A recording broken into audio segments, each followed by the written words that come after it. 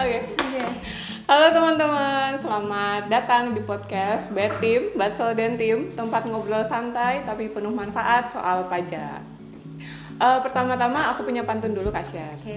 Main gitar di waktu senja sambil bernyanyi lagu lama. Cakep. Dengerin podcast kami dulu aja, biar paham pajak tanpa drama.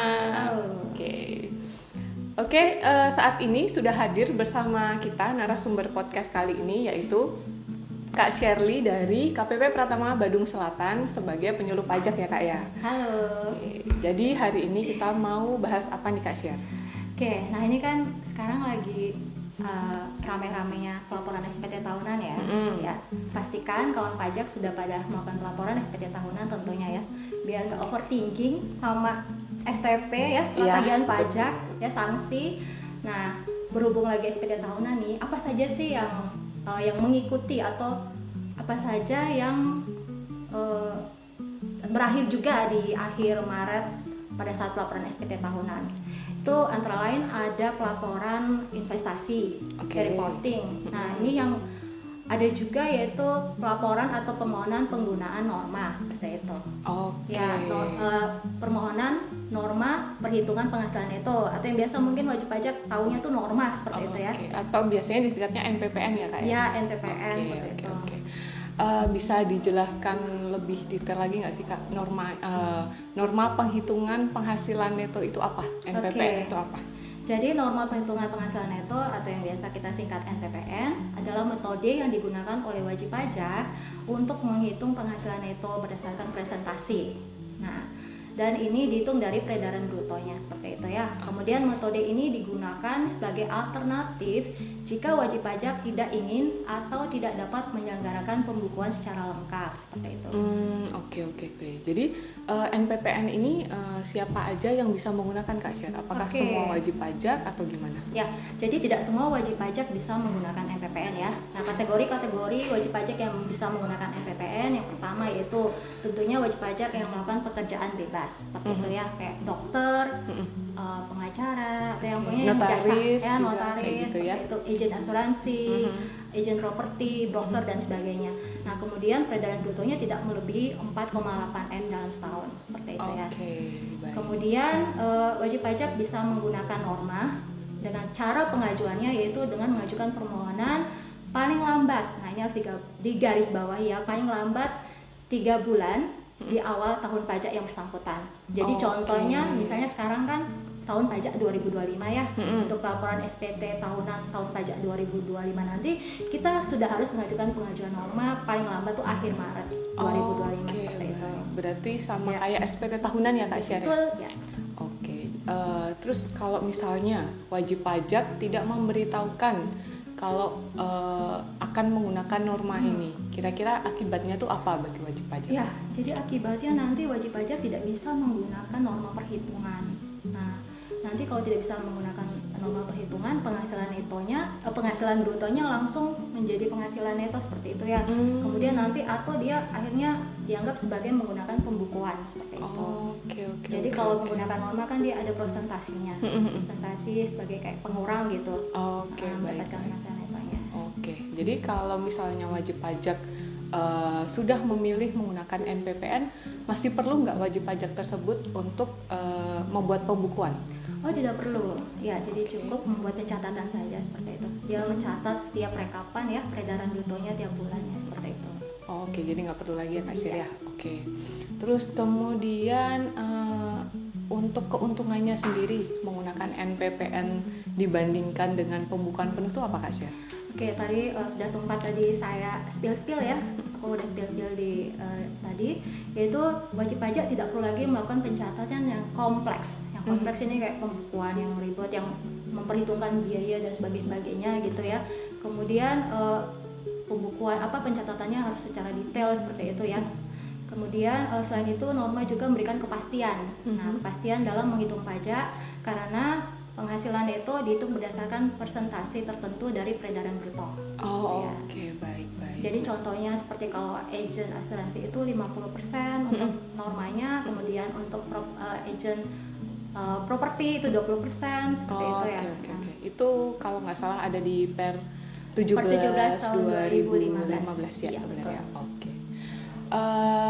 Kan ada nih Kak Sher, wajib pajak yang dia punya lebih dari satu jenis usaha. Oke. Itu untuk normanya sendiri gimana Kak Sher? Oke, contohnya mungkin seperti kayak pengacara ya. Pengacara, dia sebagai pengacara, kemudian mungkin juga dia dagang seperti Oh, itu ya. iya, Itu kan bisa namanya jadi. berbeda ya. Jadi untuk perhitungan norma sendiri dihitung sesuai dengan masing-masing usahanya. Oh, Jadi, oke. jadi nggak semua misalnya karena dia pengacara sama ratakan 50% seperti itu sesuai Oh, oke. dengan kegiatan usahanya. Oh, seperti berati itu. kayak Dikelompokkan. dikelompokkan ya? Iya, betul. Oke, baik.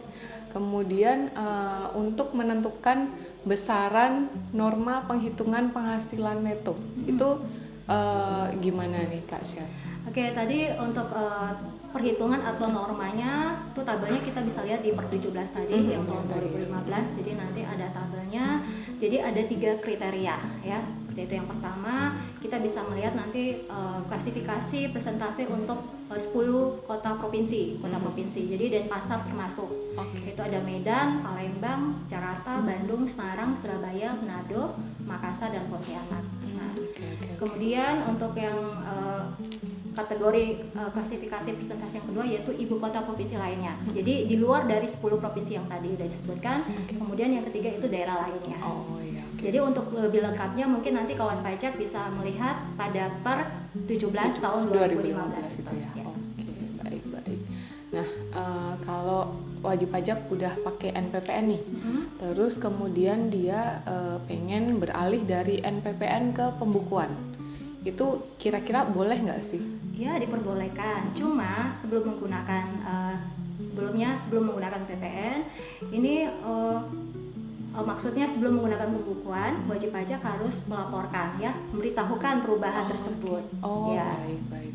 Jadi harus memberitahukan perubahan dari penggunaan dari penggunaan NPPN norma ke pembukuan ya. Nah, Oke, tentunya baik. ini sudah diatur sesuai dengan ketentuan Oke, baik. yang berlaku. Oke. Kemudian untuk caranya melaporkan pajak kalau kita pakai NPPN itu seperti apa Kak Sher?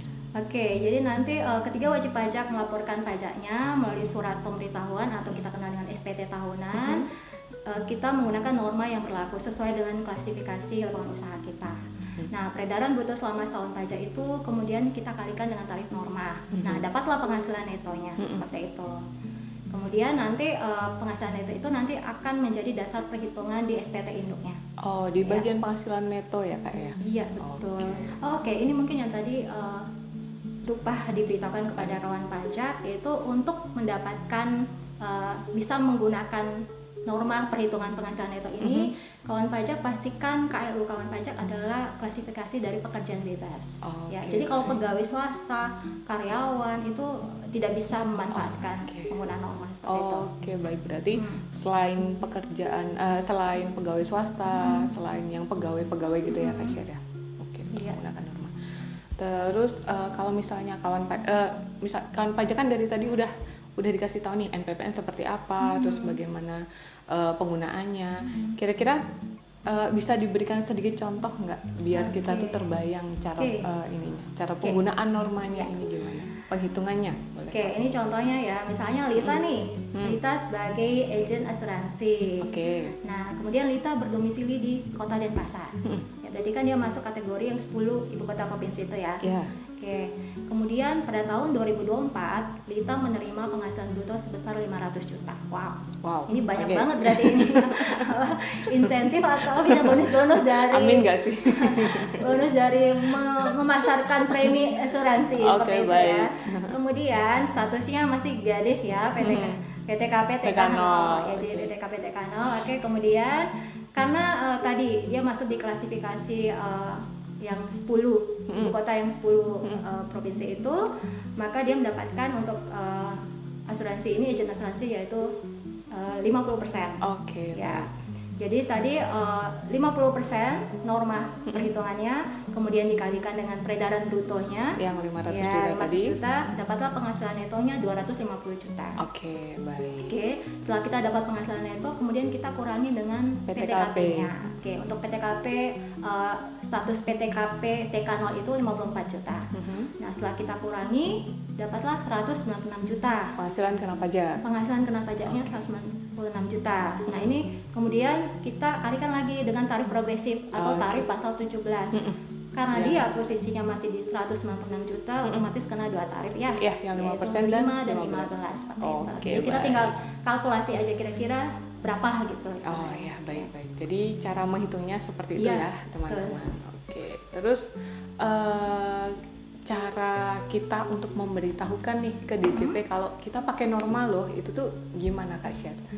Lewat Oke. mekanisme apa? Apakah bisa lewat online atau gimana? Atau harus ke KPP mungkin? Oke, ya kalau sekarang udah zamannya udah zaman online ya. Iya. Semua ngapain sih kita antri-antri ke Iya, KPP gitu ya, betul. jauh-jauh gitu. Bisa di mana saja kita melakukan kewajiban perpajakan kita. Jadi Semeton Pajak atau kawan pajak untuk pengajuan norma sendiri bisa melalui Cortex ya. Tahun 2025 ini kan Cortex sudah mulai diimplementasikan ya.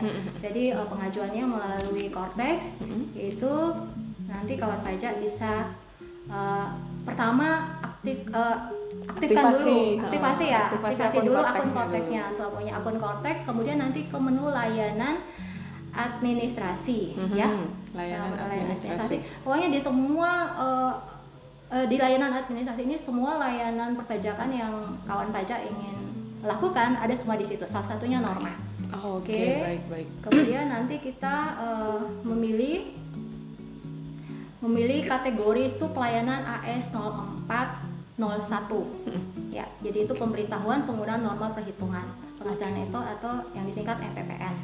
Oke. Nah, kemudian setelah itu ketika kita mengklik nanti otomatis akan menyimpan atau terklik simpan. Jadi kasusnya kebentuk seperti itu ya. Oke, Tercreate, kasusnya tercreate.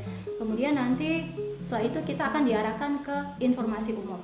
Nah, nanti di informasi umum itu ada namanya, ada menu-menu itu salah satunya alur kasus. Oke, baik. Di sebelah kiri ya. Ya, betul sebelah kiri. Kemudian nanti kita mengklik alur kasus tersebut.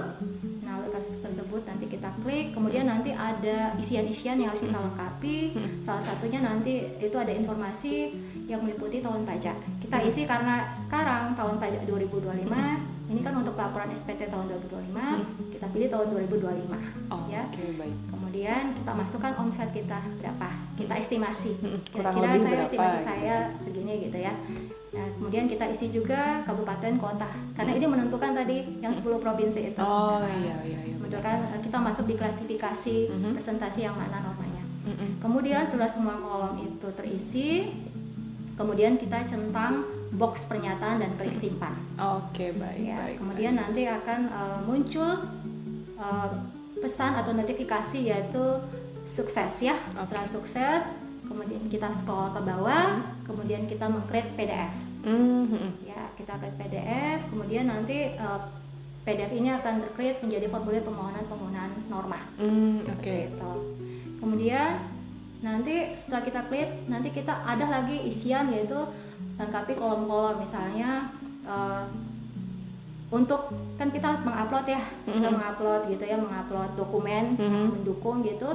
Nah, itu kita ngisi diantaranya isian yang wajib nih, yang wajib kita isi itu biasanya yang klasifikasi dokumen atau isian yang bertanda bintang aja. Jadi tidak semua kawan pajak harus mengisi isian tersebut seperti itu ya. Oke, Oke, berarti kemudian jika sudah berhasil dokumen yang tadi kita create kita isi, kemudian nanti kita bisa mengunduh. Kita bisa mengunduh PDF tersebut, kemudian nanti kita menandatangani. Ya, jadi menandatangani bukan tanda tangan manual ya. Oke. Ya. Nah, ini penandatangannya dengan cara waktu di awal pada saat kode kita otorisasi aktivasi ya? kita permintaan sertifikat elektronik. Nah, Oke, itu sebagai pengganti Tanda tanda tangan. tangan ya. Oke, baik. Sign elektronik seperti itu. Kemudian setelah kita menandatangani, kita sign, sukses, kita simpan, kemudian kita klik submit. Ya, setelah kita klik submit, kita cek nih, cek permohonan kita itu sudah berhasil atau belum. Yaitu caranya dengan di sub menu informasi umum. Nah, di sub informasi umum ini NPPN atau permohonan norma kita itu berhasil jika sudah berubah menjadi status selesai atau kasus ditutup. Jadi kalau dia belum end kasus, belum end proses, belum selesai, itu masih gantung. Masih gantung ya, masih on proses ya. Nah, berarti kita pastikan kalau dia sudah tertutup seperti itu ya. Oke, baik. Oke. Lebih enak kalau yang kayak gini tuh langsung praktek ya langsung Kak praktek, ya. betul. Jadi kayak kalau kita ngomongin kayak gini kayak masih Sambil di awang-awang apa gitu. ya. Nah, kebetulan tadi juga saya baru membantu wajib pajak, ternyata lewat mobile juga bisa ya. Kawan pajak. Jadi nggak harus nggak harus lewat desktop, laptop, gitu komputer ya, gitu ya. Lewat mobile juga bisa. Jadi memang Dirjen Pajak sangat memberikan kemudahan bagi kawan pajak untuk menjalankan kewajiban perpajakan. Oke, dengan cara online bisa di mana aja gitu ya. Oke, kemudian ini satu yang lupa. Jadi setelah tadi kita cek kasusnya udah tertutup, kita pastikan kalau di dokumen kita itu di portal saya, dokumen saya itu norma perhitungan penghasilan neto kita sudah ada. Gitu. Jadi kita bisa mengunduh di situ ya. Di bagian dokumen ya? Iya, di bagian dokumen. Oke. Nah, nggak terasa obrolan kita hari ini tentang norma penghitungan penghasilan neto sudah sampai di penghujung podcast. Semoga pembahasan tadi bisa membuat kawan pajak semua lebih mengerti tentang apa itu NPPN, apa itu norma, kayak gitu. Jadi makin paham dan nggak bingung lagi tentang cara menghitung penghasilan neto pakai norma gitu ya Kak Sher ya. Tentunya jangan sampai terlewatkan ya. Karena ini udah terakhir 31. Paling lambat tanggal 3 bulan setelah tahun pajak berakhir. Barengan sama SPT tahunan nih teman-teman. Oke, baik. Terima kasih sudah mendengarkan podcast ini sampai akhir. Nantikan episode selanjutnya karena masih banyak info pajak yang akan kami share kepada teman-teman semua. Oke, jangan lupa follow akun media sosial kami, bisa di Instagram @pajakbatsel dan @pajakdentim. Kemudian kalau ada hal-hal yang mau ditanyakan melalui chat, bisa lewat WA chat ya Kak Syariah. Untuk di KPP Badung Selatan di 081 905 05 0905. Kemudian untuk KPP Pratama Denpasar Timur bisa di 08214 709 7784. Oke, sampai jumpa di podcast Collabs kami selanjutnya bersama-sama Pajak Kuat, APBN Sehat. Sampai jumpa.